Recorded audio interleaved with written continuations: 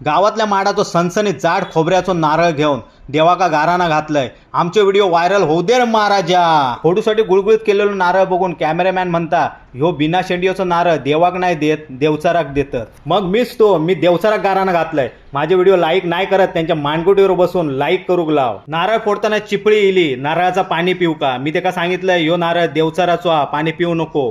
ता म्हणता मी नाही घाबरत देवचारा का. ह्यांची चूक नाही ती, ह्यांच्यानी गावातल्या मुंडिया देवचारे स्टोरी ऐकूक नाही.